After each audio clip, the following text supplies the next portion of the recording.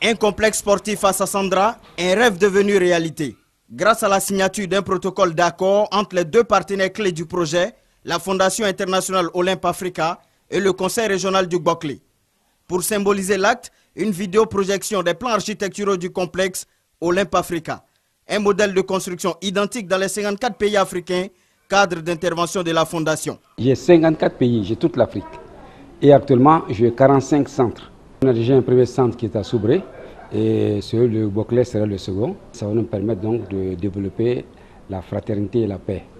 Donc sur 3 volets essentiels, le volet sportif, le volet culturel et le volet socio-économique. Baptisé complexe Philippe Légré, le complexe Olympe Africa de Sassandra s'étend sur une superficie de 3 hectares avec un bloc administratif, un centre sanitaire, une salle à usage culturel, un terrain de football, une piste d'athlétisme de 400 mètres, un espace ludique pour enfants, un plateau multifonctionnel.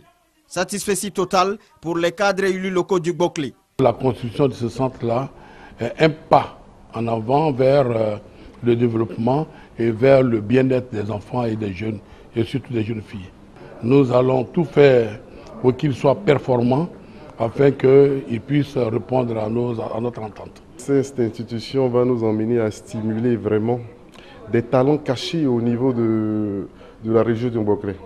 On a des jeunes sportifs mais qui ne se montrent pas.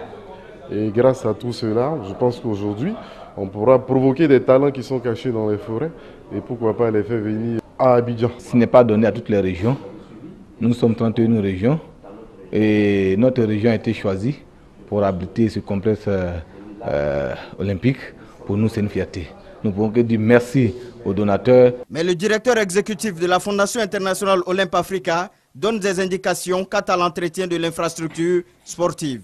Le centre doit être autonome. Pour cette raison, il faut qu'on masse une base économique et qu'on puisse le faire.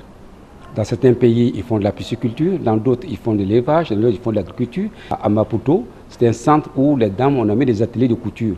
Donc, toutes les tenues pour le primaire et le secondaire, et puis sur place, cela permet de vendre et de donner les moyens à ce centre de survivre. Depuis sa création, la Fondation Olympe Africa œuvre pour le renforcement de l'olympisme en Afrique, une vocation socio-éducative.